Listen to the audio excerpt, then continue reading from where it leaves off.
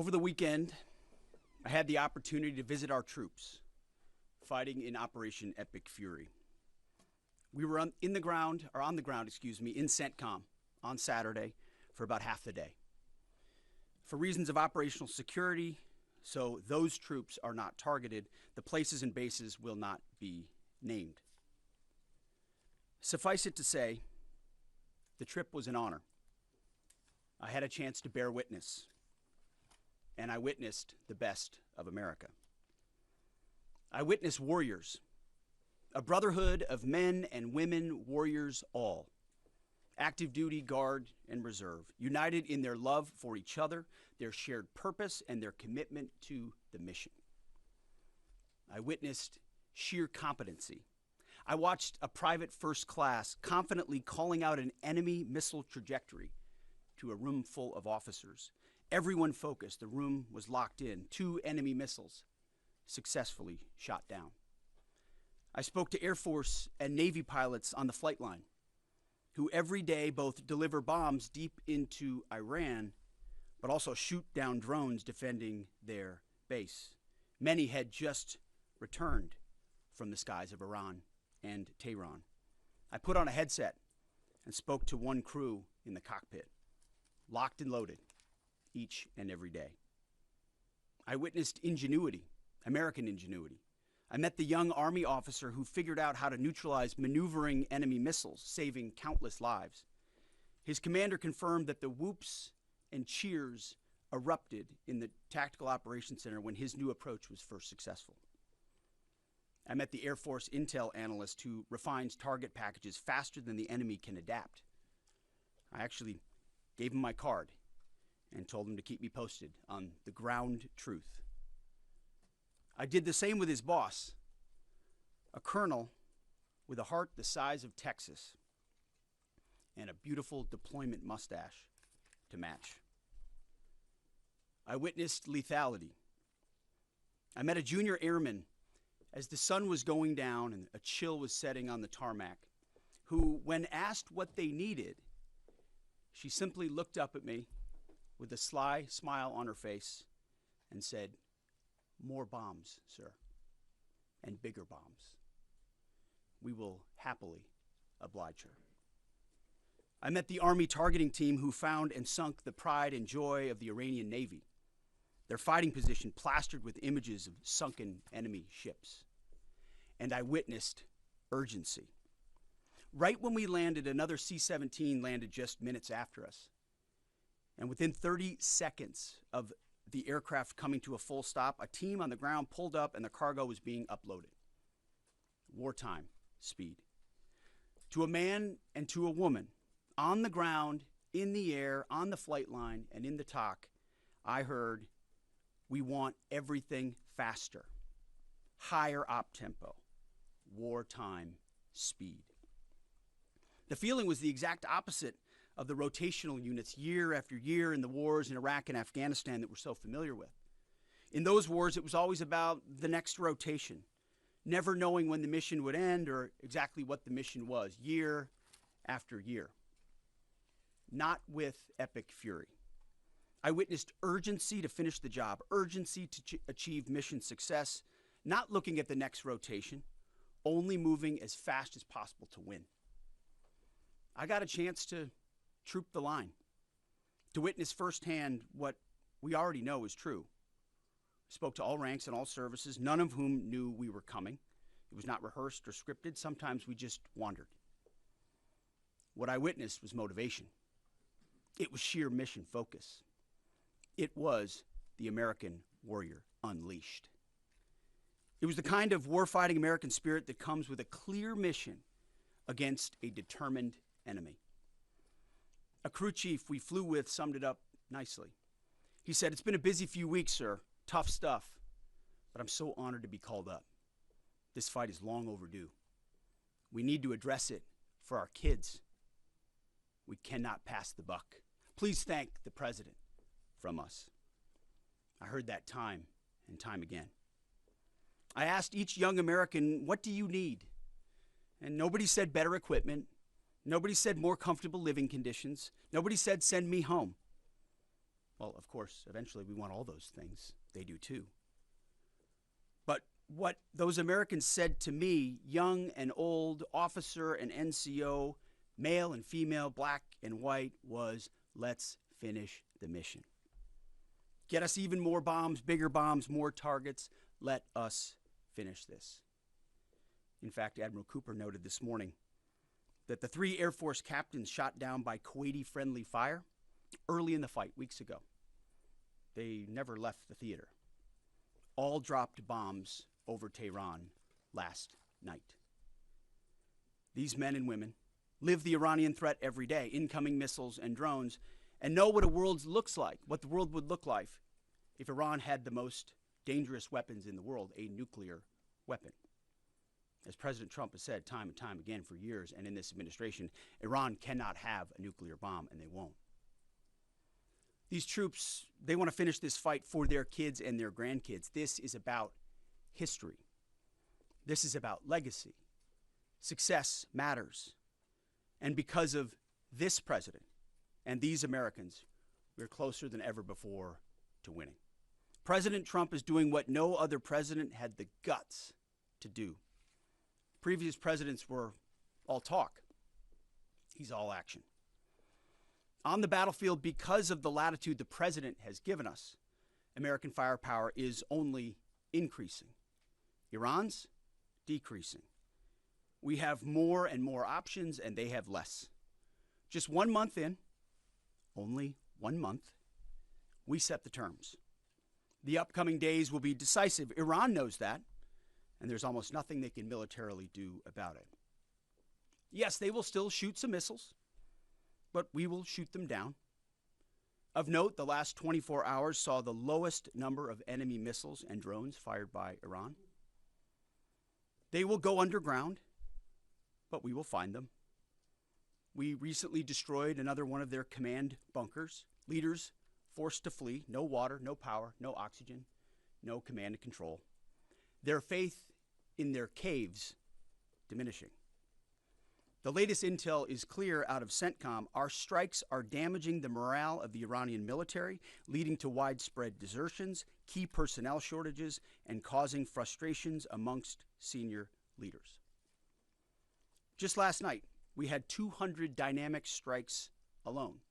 Dynamic strike is a strike where a pilot leaves, and during their flight, they get a new target set based on real-time intel given to them. A new launcher, a new location, a new troop formation. A dynamic target is one that changes while you're in the air because of improved intelligence. 200 dynamic strikes alone, in addition to the pre-planned targets. The video the president posted last night of Esfahan, an ammo depot struck by U.S. bombers. You see, you don't get to see many of those videos because, as a reminder, Iran has still shut off the internet to 99.9% of its population. But if Iran is wise, they will cut a deal. President Trump doesn't bluff, and he does not back down. You can ask Khomeini about that. The new Iranian regime should know that by now. This new regime, because regime change has occurred, should be wiser than the last. President Trump will make a deal. He is willing. And the terms of the deal are known to them. If Iran is not willing, then the United States War Department will continue with even more intensity. Standing here this morning in this briefing room, in my mind's eye, I'm actually looking out at the groups I met this weekend. The pilots, the logisticians, the intel analysts, the targeters, the sustainers, the flight crews, the air defenders, the base security, those maintainers who we walked up at sunset with the chill in the air on the flight line. May God watch over all of them each day and each night. May his almighty and eternal arms of providence stretch over them and protect them and bring them peace. In the name of Jesus Christ. And amen. Mr. Chairman, over to you. Thank you, Mr. Secretary, and good morning, everyone, and thank you again for being here. As operations continue, I remain deeply grateful for the service and determination of 2.8 million members of our joint force, each of whom are serving something greater than themselves. every day those deployed, and in many cases those at home who are deploying forward, and bomber pulses and others, put themselves in harm's way, and we owe them a deep debt of gratitude.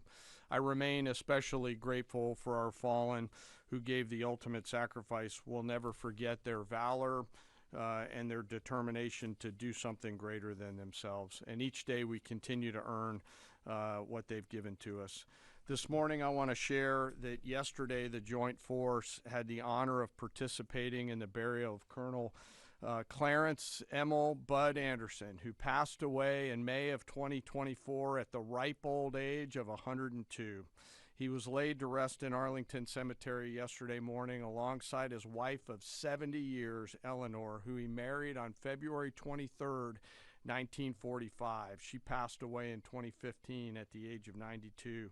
Bud, yesterday, a legend to our Air Force and fighter pilots everywhere, was honored with a combination flyby of F-35s and a four-ship of P-51 Mustangs.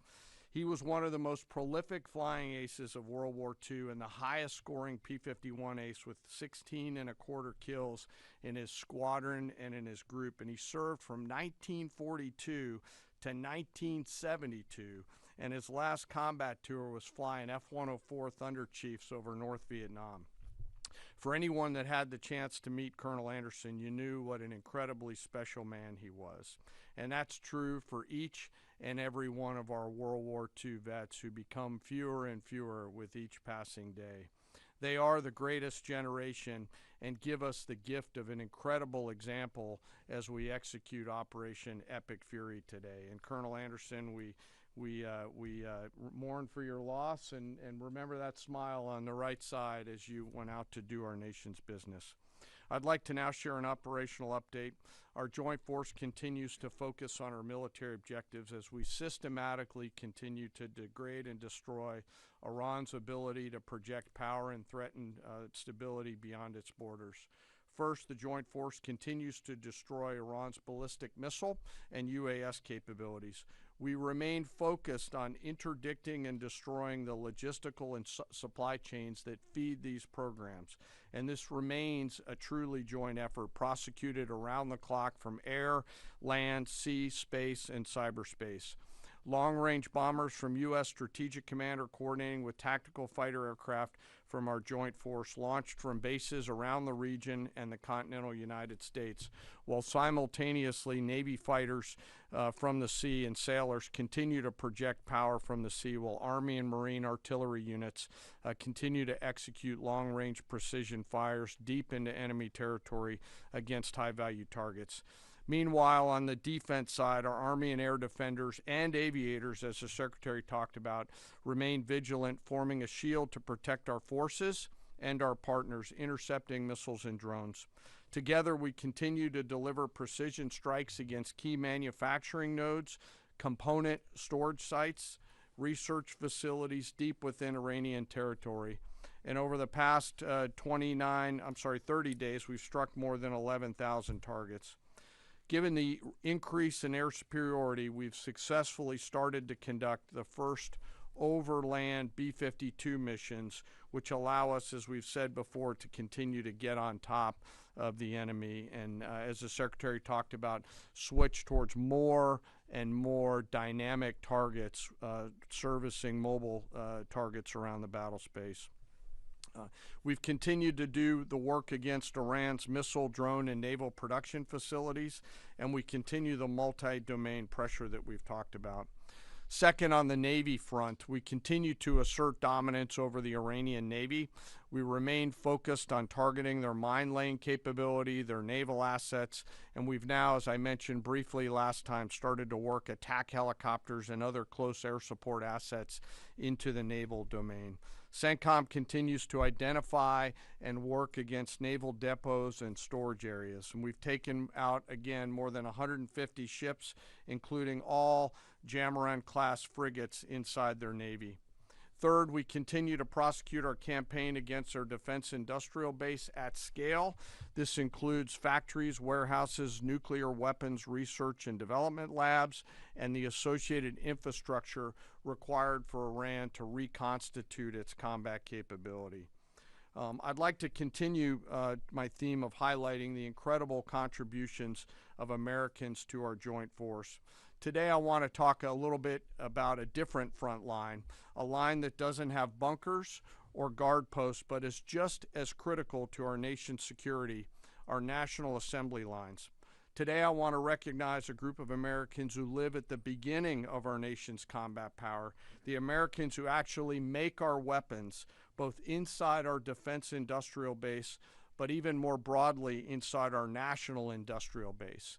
In every military option, we could not and cannot do our jobs without the men and women across our country who show up every day around the clock to a factory floor, a workshop, a laboratory, who build the weapons and capabilities we need to project American combat power at the time and place of our choosing.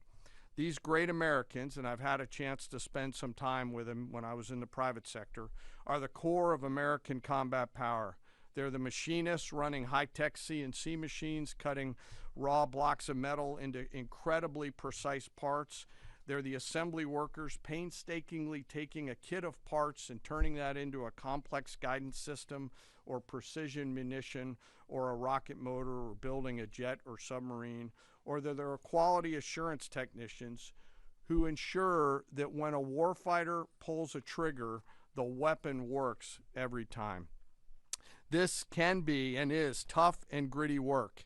It's not a quiet office and a desk with paper, and there's nothing wrong with that, but this is exactly the way this group of Americans likes it. I know this. I've seen it myself, and I remain deeply honored by that gift.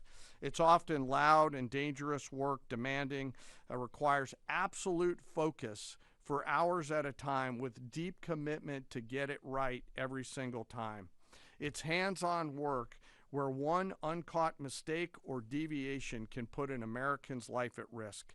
A single misplaced wire, a microscopic flaw in a weld, incorrectly calibrated sensor could mean the difference between mission success or mission failure. The difference is measured in the lives of our sons and daughters who we put out around the field and on the field of battle. We rely on and trust in these great Americans, and it's not just their manufacturing skill, it's their innovative minds and their entrepreneurial spirit. From those who build exquisite capabilities down to the mom and pop machine shops all over this great country, they live at the beginning of and the core of America's combat capability, constantly adapting, constantly improving, constantly learning. And there are examples of this throughout history and current days, to include building things like the F-117 stealth fighter, the B-2 stealth bomber, making our combat capability undetectable over the enemy, to today's B-21 and F-47. It's work like in the shipyards of the East Coast and Northeast side of the United States that go out and build America's nuclear submarines that allow us to patrol around the world at the time and place of our choosing. These innovators, these workers, these incredible Americans don't get the same glory as a fighter pilot returning to a carrier deck at night or an artilleryman sending rounds downrange, and yet they show up every single day, and without them, we could not do the work that we are tasked to do. 24/7, they build the tools that we need to do our business. The skill, the commitment, the patriotism, the dedication poured into every piece of combat capability and hardware is seen and felt out at the edge of the force, as the Secretary talked about those young bomb builders out in the desert that he had the chance to see. You can see it, you can feel it, and it's real, and we're deeply grateful. So to the American workforce out there, both inside our defense industrial base and in our national industrial base, thank you on behalf of the Joint Force. We carry the weapons that you build. We rely on the systems that you create, and the distance from that factory floor and that assembly line to the front line is incredibly short. Thank you. Keep it up. And to our adversaries out there, I remind you to beware of the American workforce. We continue to press forward in our military objectives. The Secretary and I remain deeply humbled by the spirit, tenacity, commitment, and grit of our 2.8 million member strong joint force. I want to, as always, thank the force and their families, and as always, remember our fallen. We carry with them and their names every day. Sir, I'll turn it back over to you. Well, thank you, Mr. Chairman. Two things. He didn't note it, but in memory of Colonel Bud Anderson, the chairman himself flew his F-16 to honor him recently. And thank you for highlighting the defense industrial base, the arsenal of freedom. It's worth noting no one has rebuilt that defense industrial base faster and with more purpose than President Trump in his first term. And now we're rebuilding the arsenal of freedom. Our defense industrial base is more vibrant today than it's been since World War II and growing rapidly. Contrast that with Iran, whose defense industrial base is nearly completely destroyed. Their ability to reconstitute the weapons of war they're using now that they're hiding in underground facilities and attriting over time, their ability to rebuild that is negligible. And I think that contrast is an enduring legacy of this as well, right here. Thank you for your time. We've had some signaling that the U.S. will retake control of the Strait of Hormuz. At that point, what military posture will be imposed to guarantee safe passage for our allies, deter our enemies, and demonstrate U.S. dominance in the region? And also, can you speak to how much America's adversaries, Russia, China, North Korea, how much they're supporting Iran's war machine at this point with arms and intelligence, and what we are militarily doing to punish the enemy coalition? Appreciate both questions. On the Strait of Hormuz, there are many more vessels flowing through today than there were, as the president has arranged. The president's been clear to Iran, open it for business, or we have options, and we certainly do. And when you look at what the chairman laid out with the Navy industrial base, with coastal cruise missiles, with UAVs, with counter mine capabilities, we've been focused from the beginning on attriting and defeating those capabilities and limiting their options. There's lots we're doing as well, some of which is known, some of which is not known, to set the conditions. And I think the president was clear this morning in his truth that there are countries around the world who ought to be prepared to step up on this critical waterway as well. It's not just the United States Navy. Last time I checked, there was supposed to be a big bad Royal Navy that could be prepared to do things like that as well. So he's pointing out this is an international waterway that we use less than most, in fact, dramatically less than most. So the world ought to pay attention to be prepared to stand up. President Trump's been willing to do the heavy lifting on behalf of the free world to address this threat of Iran. It's not just our problem set going forward, even though we have done the lion's share of preparation to ensure that that strait will be open, which is an outcome the president's been very clear on. As far as Russia and China, we know exactly what they're doing, what they are or are not doing. We don't have to air publicly what all of that is, but where necessary, we're addressing it, we're mitigating it, or we're confronting it head on. I don't know if you have anything you want to add. No, sir, I think you covered it. Timeline right for operability in the strait? Thank you, Mr. Secretary. David Zier, Real America's Voice. And I witnessed that enthusiasm on the lines and our submarine builders and ironworks. It's unbelievable. But I just wanted to ask you, what's the status of the delivery of any hardened bunkers for additional protection for our troops? And without getting too specific, what kind of measures are we taking to protect some of the larger, more strategic aircraft like the Sentry and other? Well, it's a great question. I'll say what I witnessed where I went was a completely locked-in discipline of bunker use and bunker improvement. So from the beginning, as we stated very clearly, the first thing we did was set up a defense and make sure our defensive capabilities were maxed out before any of this even started. That included fortifications as much as possible, but it also included disbursement. If all of our people are in one place, you could imagine why that's a big problem. So dispersing is part of that defeat. Alongside that disbursement is more and more bunkers. And I can tell you, talking to base commanders, talking to our allies in Israel, talking to others, rapidly fielding that and then improving those positions is a theater priority, no doubt, as are the air defenses. And the layered air defenses, it's not just Patriots and THAADs, it's fighters and defensive caps, it's other kinetic defeat systems, it's electronic warfare. So the defense of our troops and our assets is max. I will say on some of those other assets you talked about, air wings, airframes, there's some things adversaries are doing to provide info and intel that they shouldn't. We're aware of it. And ultimately we move things around and don't. One of the biggest principles you learn in the military is to not set patterns, predictable patterns, and so commanders are working hard to adjust in real time with those systems and make sure they're in the right places and not easily targetable. Jillian. Thanks, Mr. Secretary. The U.S. and Iran appear right now publicly to disagree about whether there are these negotiations ongoing. What impact does that have on military strategy? Does it have any bearing at all?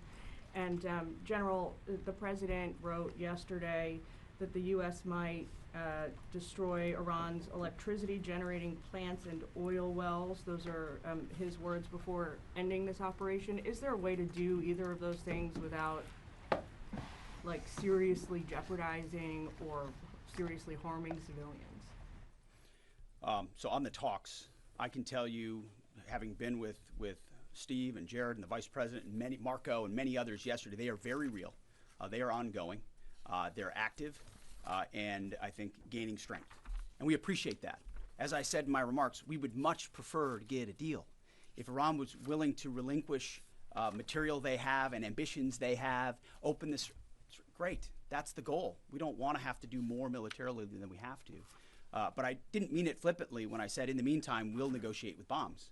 Our job is to ensure that we compel Iran to realize that this new regime, this regime in charge, is in a better place if they make that deal.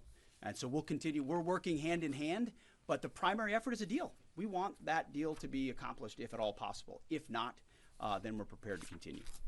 Secretary, what happened at Go ahead, Mr. Mr. Chairman. Yeah.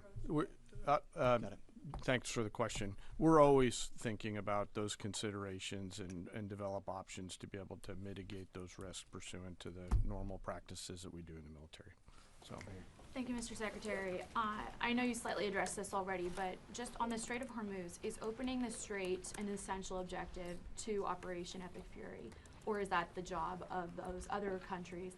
And then secondly, without asking you to comment on things that you can't talk about, what is your message to Americans who love the president and strongly believe in him, but are very worried about this notion of boots on the ground? Well, first on the Strait of Hormuz, our core objectives from this podium, from day one, from me, from the chairman, from the president, from the vice president, from Secretary Rubio and others have been clear. Defense missile production and missile programs, so their entire missile program, defense industrial base and production ability to build, and Navy and power projection. So those have, and then of course, wrapping it all is Iran's never going to have a nuclear weapon. So those have been very clear. Defeating the Navy is a core part of ensuring they can't project that kind of power. But ultimately, I think the president's truth this morning lays that out very well, that this Strait of Hormuz issue, which we've set the conditions for success, and we will make sure Iran knows that very clearly, is not just a United States of America problem set. We've been willing to lead. President Trump's led the entire time, but it's not just us. So ultimately, I think other countries should pay attention when the president speaks. He's proven that when he speaks, he means something. And he's pointing out, you might want to start learning how to fight for yourself. It's something some of us have been saying for quite some time. You can't just have flags, you have to have formations. You can't just have a few ships, you have enough to affect change. Those things matter in a dangerous world with ascendant adversaries. That's why the chairman's talking about our industrial base. That's why we're launching the Arsenal of Freedom tour to revive our defense industrial base. President Trump doing it in a way that nobody else has. As far as President Trump and boots on the ground, I don't understand why the base, which they have already, they understand, wouldn't have faith in his ability to execute on this. Look at his track record of pursuing peace through strength, America first outcomes. What he's simply saying, and it's exactly true, and I've said from this podium too, we're not going to foreclose any option. You can't fight and win a war if you tell your adversary what you are willing to do or what you are not willing to do, to include boots on the ground. Our adversary right now thinks there are 15 different ways we could come at them with boots on the ground. And guess what? There are. So if we needed to, we could execute those options on behalf of the President of the United States and this department. Or maybe we don't have to use them at all. Maybe negotiations work, or maybe there's a different approach. But the point is to be unpredictable in that. Certainly not let anybody know what you're willing to do or not do. But if anybody has internalized the lessons of Iraq and Afghanistan as the first one, President Trump, to call them out for what they are, he's not going to repeat those lessons. And I think I've been very clear about that from the podium. Yes. Thank you, Secretary Hegseth. A question for you and then a question for General Kane. You said we're a month into the Operation Epic Fury. How long until the objectives are achieved? And is there a scenario where a deal is struck before the objectives have been achieved? And then for General Kane, there's been lots of media coverage that suggested a ground invasion is imminent. What other purposes might the soldiers and the Marines who have been deployed over to the Middle East serve in this conflict? Well, just like the previous question, it's sort of military 101.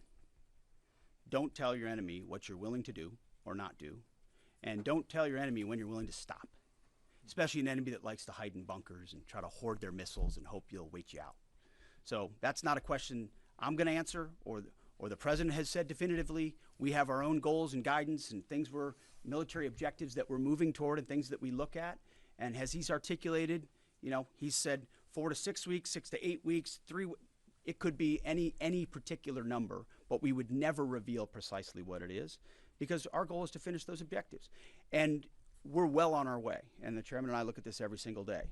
It will be the president's determination and the president's determination alone when those objectives are complete and when it serves the interest of the American people to cut that deal, to make sure that Iran doesn't have a nuclear capability, and ultimately that our objectives, our interests are advanced. I don't know if you want to add anything, Mr. No, just to answer your question, Reagan, the range of military options that those forces can offer are extensive, not just limited to what you mentioned in terms of forces on the ground. And I wouldn't want to take away the president's decision space, but there are a multitude of things, not the least of which is Iran should note that they're out there and that they are a pressure point, and so they should carefully consider, I think, at the diplomatic level, not my job as a chairman, but at the diplomatic level, to consider what's in front of them. Jerry. Okay, Mr. Secretary, the U.S. government and IC assessed for many years that Iran is protecting al-Qaeda senior leaders, including the current Emir Saif al-Idil. Does the U.S. assess that he's still in Iran? Has he fled to Afghanistan? Is he on a target list? And Mr. Chairman, based on CENTCOM figures and open source, Iranian daily missile barrages and drone launches have indeed dropped dramatically since the start of the war, but they're not at zero. And they seem to have maintained some level of low but stable numbers. Perhaps they've dropped a little bit more in recent days. How do we get that closer to zero? And what impact is Iran's degraded but still very real capability impacting current and future operations?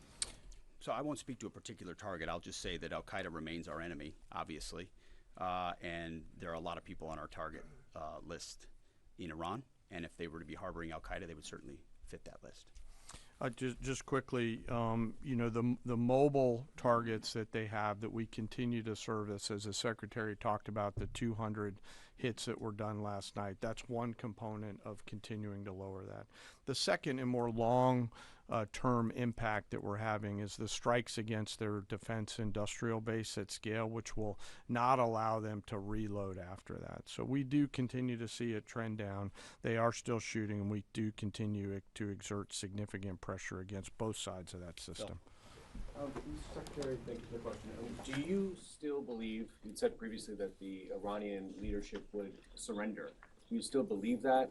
And is the United States still committed to NATO's collective defense? And to Chairman Kane, could you give us a sense of your thinking about the legality of striking desalinization plants if the president were to order that?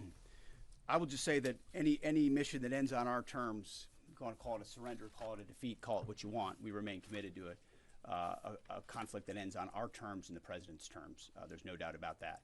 And as far as NATO is concerned, that's a decision that will be left to the president, but I'll just say a lot has been laid bare.